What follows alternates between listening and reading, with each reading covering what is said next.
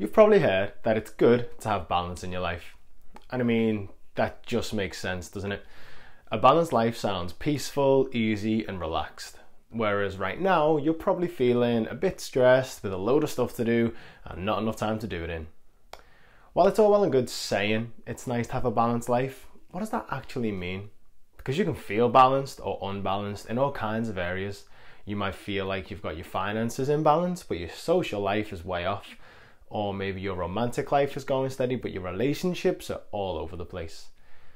Seeing as I'm all about health, let's think of balance in one of the areas you probably hear that word a lot, but have never really had a clear picture of what it means. You've heard of a balanced diet, yeah? You've heard it for years. It's good to have a balanced diet. We know this, but what actually is a balanced diet? If I were to ask you what a balanced diet is, what would you say? Would you tell me it's about getting enough veggies and not too much sugar? Would you say it's the balance between saturated and unsaturated fat? Or that you should avoid fat altogether? Maybe you'd say a balanced diet is about having the right amount of meat, fish, fruits, veg, dairy and complex carbs. But then your vegetarian friends don't have any meat in their diet and your lactose intolerant friends don't have any dairy. So what's the deal? We all seem to have a different idea on what a balanced diet actually is, but one thing we do all agree on is what a balanced diet does for us, what a balanced diet gets us. If I were to ask you what a balanced diet does for you, you'd probably say something like, it helps you look better, or it helps you feel better, that it helps your bones stay strong, or that it helps to keep you healthy. You'd probably also mention that it gets all of that while still letting you enjoy the naughty things from time to time, because that's where the other side of balance comes from. For most of us, a balanced diet is one that creates a body that looks and feels good with a lifestyle we enjoy as well. Would you agree? I think we all probably agree on the principle of what a balanced diet is. We just differ on the method of getting there. No matter what you believe when it comes to nutrition or what diet you follow, there are basically two kinds of food. Foods that are going to get you closer to your goals the more you eat of them, and foods that are going to take you away from your goals the more you eat of them. The foods that are going to take you closer to your goals are the ones that you typically call the good foods. The ones that take you further away are what you might call bad foods. Now, I get why you might call them good and bad, but I prefer nutritious and indulgent. Foods aren't bad, they don't do crimes, but they do provide your body with nutrients like vitamins and minerals. Or they don't. So for me, calling foods either nutritious or indulgent makes more sense.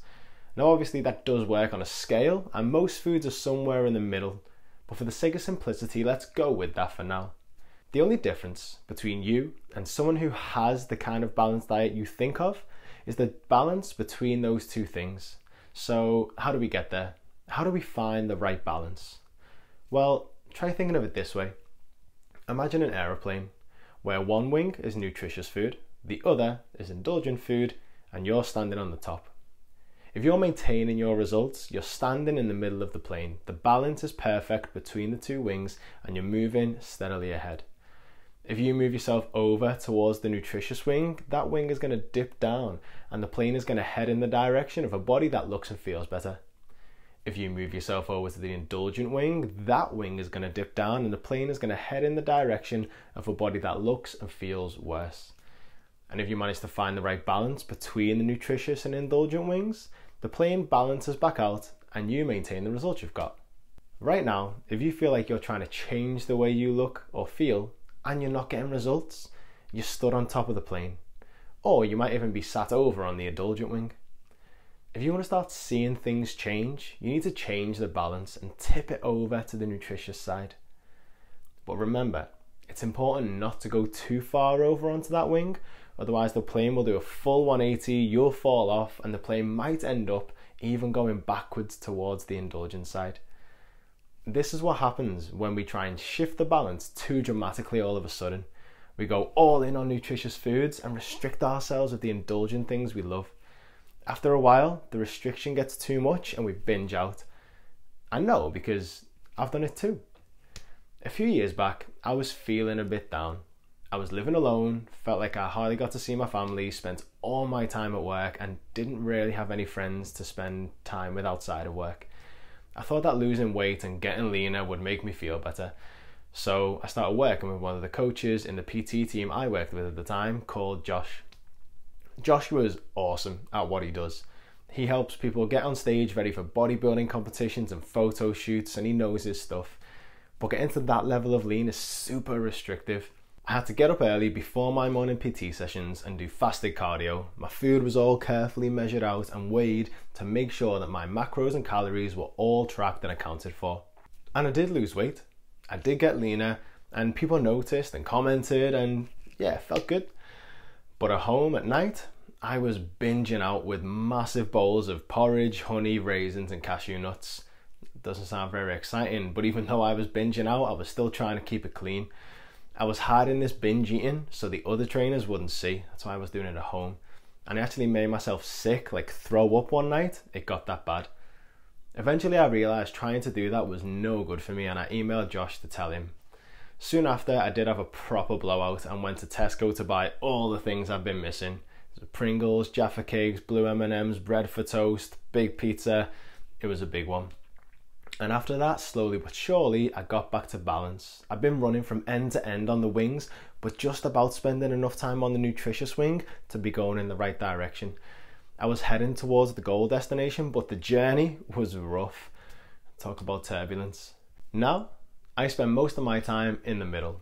I eat nutritious foods most of the time, at most of my meals, and I don't feel guilty for having a chocolate bar every so often, and every week or so I get a takeaway because I enjoy it and I know it's within the balance. You can eat indulgent foods and still make progress. In fact, it's important that you do. Otherwise, you end up running from end to end trying to find that balance and never really getting anywhere. To find that balance, you just need to know what foods are on which wings and just tip the balance enough to move the plane over that way. If the plane levels out, tip it a little bit more until you get where you want to be. To help you do that, go to seanhare.co.uk/free food guide to download my Traffic Light food guide. That lays out in a really simple way the foods that are nutritious and are going to help you move closer to your goals, the foods that are indulgent and likely to take you further away from your goals, and the ones that are somewhere in the middle. Once you've got that, just work out how many of each you're having on average a week and shift that balance a little bit.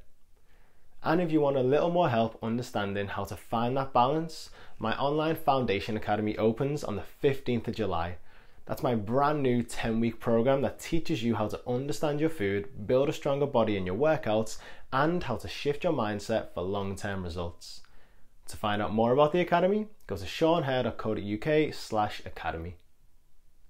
The links to both the Academy and the food guide are both in the description for this video. So, what about you? Do you feel like you've found that balance, or are you running from end to end on the wings?